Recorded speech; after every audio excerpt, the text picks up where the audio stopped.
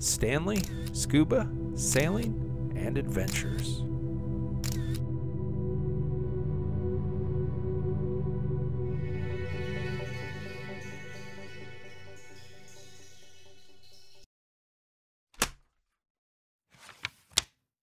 Scuba diving, the Turks and Caicos. Dive site, driveway. The driveway dive site is located off West Caicos Island, just south of the Yankeetown ruins. The dive site ranges in depth from 50 to about 110 feet. As soon as we entered the water, we encountered a reef shark. He seemed to be working the school of fish that was hanging out underneath the boat. This seemed to be a sign of things to come, and this would be the beginning of a great day of diving. The driveway dive site is sometimes referred to as Yankeetown. I'm not sure why it has that other name. The driveway seems to be more fitting. It's called driveway because of the white sandy chute that cuts through the fringing reef and slopes downward, and that starts at about 50 feet at the top of the wall, and as the sand chute drops, it forms an inverted Y with a plateau isolated between the two branching channels. The massive coral plateau slopes from 80 to just over 110 feet. This was day 3 of the dive trip and dive number 10 for me. The first of 2 dives on this particular site and the first dive of the day.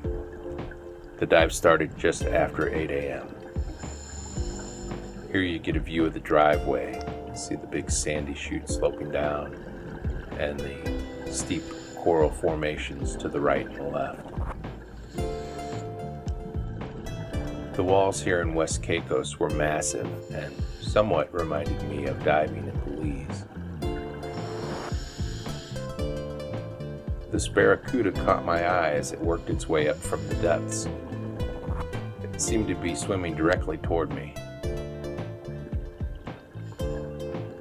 I ended up getting some great close-up photographs.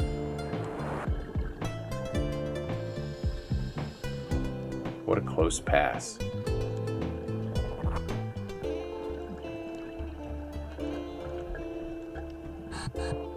As you can see, the sun was still kind of low in the skies. It was early in the morning for winter, so the sun wasn't completely high above. It would end up being another beautifully sunny day, and the visibility was incredible, well over 100 feet.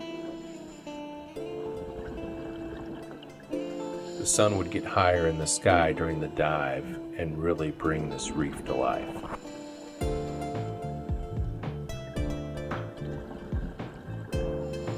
Look at that giant barrel sponge. It's bigger than the diver.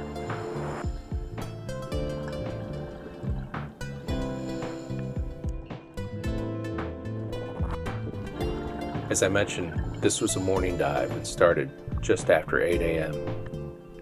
The dive lasted approximately 53 minutes. I recorded an average depth of 46 feet and a maximum depth of 93 feet. The water averaged a comfortable 82 degrees Fahrenheit. I was still battling challenges with my sinuses, and little did I know this would be my last full day of diving here in the Turks and Caicos. It would also end up being my favorite day of diving and my 4 best dives of the trip. Here we have a red lionfish. They are invasive in the Caribbean, and the red lionfish range in size from 5 to 10 inches, reaching a maximum of about 15 inches. There's another one as I look down. They're also found in depths of water ranging from 1 foot to 1,000 feet of water, so quite a wide range of environment they can be found in. Here's another fairly large barrel sponge. I like to check inside these sponges.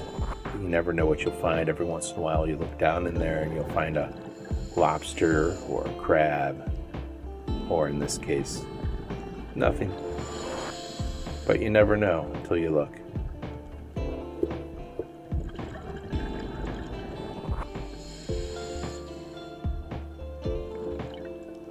Here's another shot of that spectacular wall. Again, the walls here are just incredible. Great visibility, lots of life on these reefs. It's a school of blue Creole wrasse.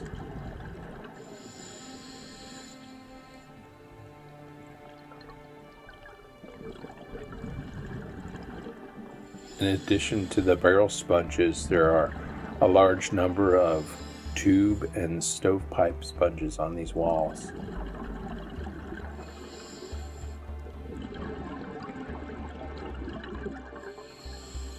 Here you can tell the sun is really starting to climb high into the sky very quickly, and what a difference it makes.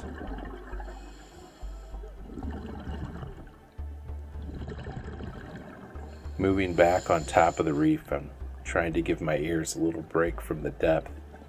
Lots of fish to see here. So the bigger fish with the yellow dorsal fin and yellow tail, there's one here coming just in the lower part of the screen.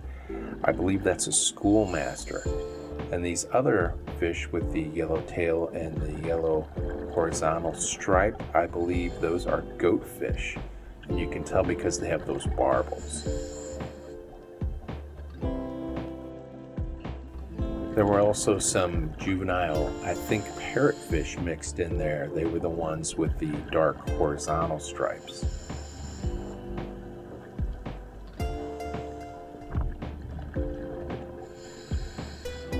Lots of fish to observe here on top of the reef. I believe that's a lane snapper with the yellow dorsal fin there, the yellow tail, and here we have a parrotfish coming right at us. I believe that's a queen parrotfish. I don't see too many of those. I'm at a loss on this one. I did some research. I think it's some kind of snapper, but uncertain. This odd-shaped swimmer is a black sturgeon. Notice the white lines at the base of the pectoral and dorsal fins. The black sturgeon is part of the triggerfish family, and they range in size from 6 to 12 inches, reaching a maximum of about 16 inches. And they're usually found in depths of water ranging from 20 to 100 feet. Here we have another parrotfish, and yet another.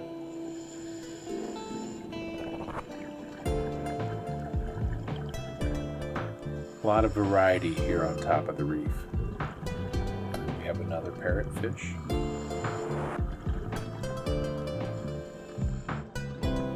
I believe this is a queen parrotfish, and it looks like it's just nearing the terminal phase.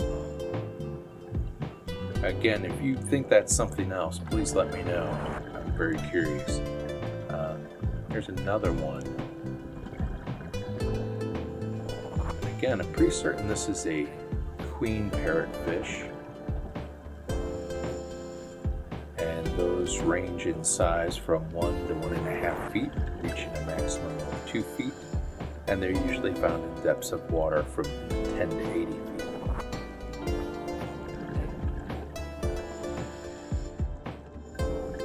I always try to keep an eye out. You never know what's lurking in the water around you.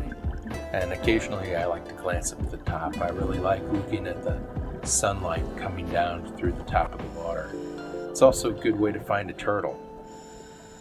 They do have to go up for air, and a lot of times they'll come straight back down, especially if they're having a meal on a sponge.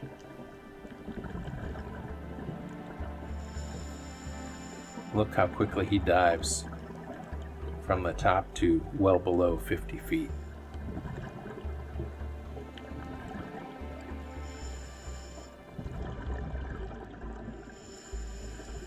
I was hoping that he'd come down close enough so that I could get some pictures. I was a little disappointed as I saw him disappear over the edge of the wall. They can dive quite deep, and I wasn't sure how deep this turtle would be going. However, I was pleasantly surprised as I worked my way to the edge of the wall to find the turtle just on the other side. You can tell it was probably feasting here before it went up for a quick breath of air.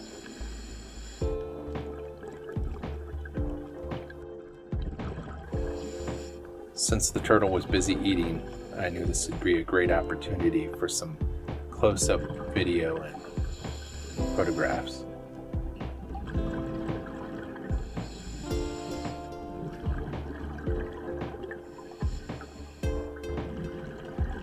This is an adult hawksbill sea turtle. If you want to know how to tell the hawksbill and green sea turtle apart, I have another video that goes into detail. It makes it very easy to tell them apart.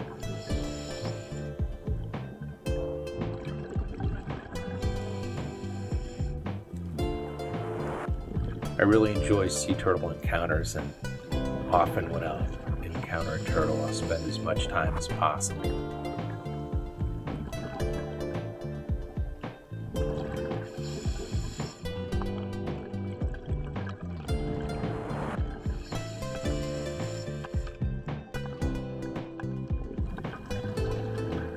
Two very easy and quick ways to identify a hawksbill sea turtle are obviously the hawk-shaped beak, which it gets its name from, and then the overlapping plates on the shell.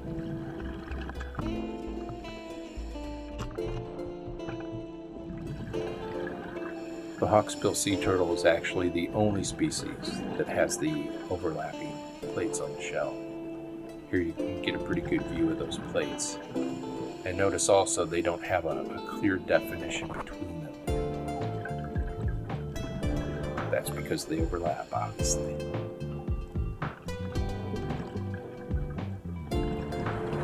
The green sea turtle, for example, doesn't have those overlapping plates, and there's a clear definition between the plates. It almost looks like a tile with grout.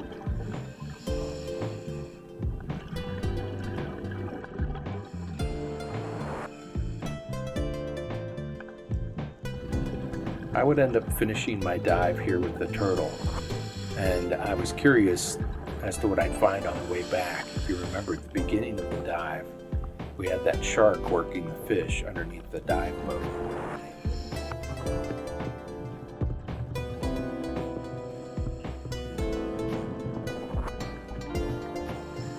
Sure enough, as I made my way up for the safety stop, we still had that school of fish underneath the boat. And we had that shark working the school.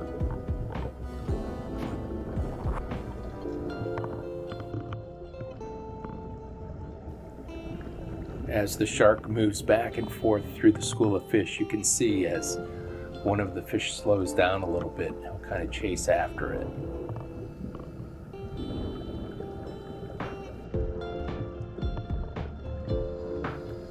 What a great way to spend 3 minutes at the safety stop. This was quite a show. I don't think I've ever seen a shark hunting or chasing fish like this. You can see occasionally the shark will break off from the school of fish and swim directly at me just for a few seconds. I think the shark is keenly aware of our presence.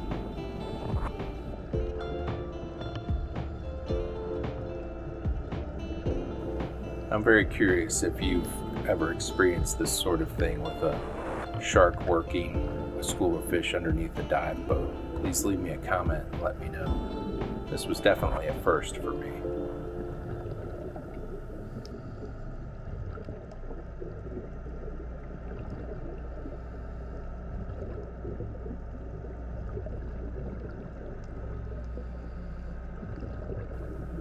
The next dive would be really interesting, and I would have a very rare and unique encounter with this very shark.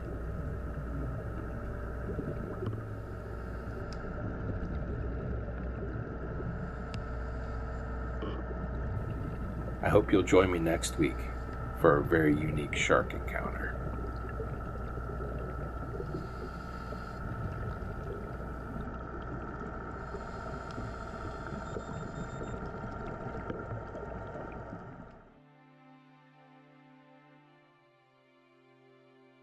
Thanks for watching. Please don't forget to subscribe, like, and comment.